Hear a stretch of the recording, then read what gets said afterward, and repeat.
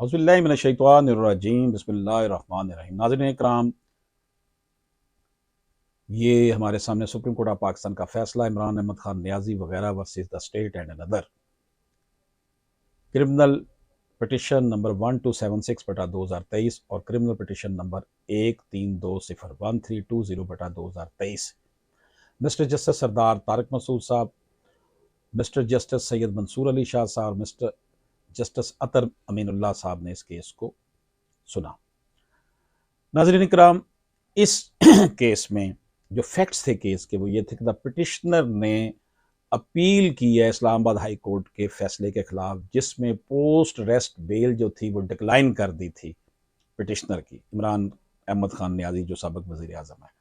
ان کے خلاف ایک ایف آئی آر تھی جو کہ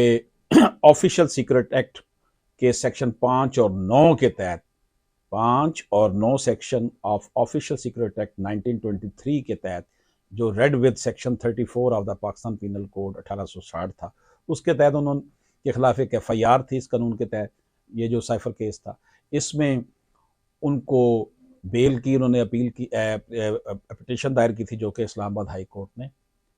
مسترد کر دی تھی۔ اب اس کے خلاف جو پٹیشنر ہیں عمران احمد خان نیازی صاحب، وہ سپریم کورٹ گئے، انہوں نے وہاں پر جو ہے یہ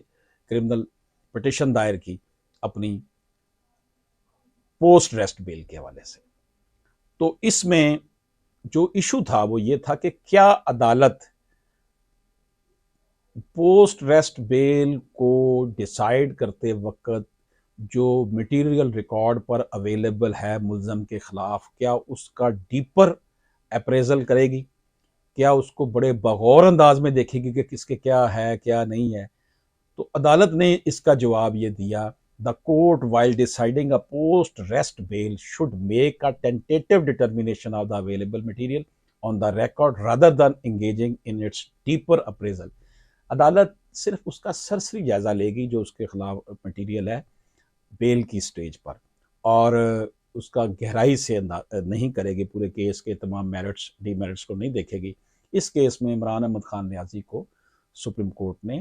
ضمانت گرانٹ کرتی تھی۔ تو ناظرین اکرام، عدالت نے اس میں ڈسکس کیا، the only question therefore before us in the present case is that whether there are not reasonable grounds for believing at this stage that the petitioners have committed the offence punishable under clause B of section 5 subsection 3 of the act, but rather that there are sufficient grounds for further inquiry into their guilt of the said offence. عدالت کا کہنا تھا supreme court of Pakistan کا کہ ہمارے سامنے جو یہ کیس ہے، اس میں یہ ہم نے دیکھنا ہے کہ کیا یہ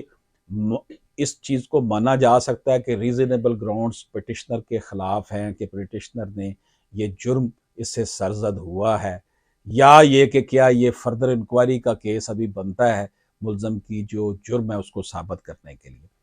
In this regard, we are cognizant of the elementary principle of the law of bail that to answer the said question. تو عدالت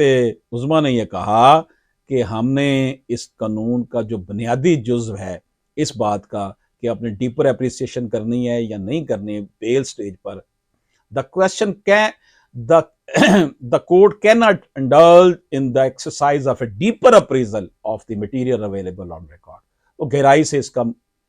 جائزہ نہیں لے سکتی عدالت پوسٹ ریسٹ بیل کی سٹیج پر،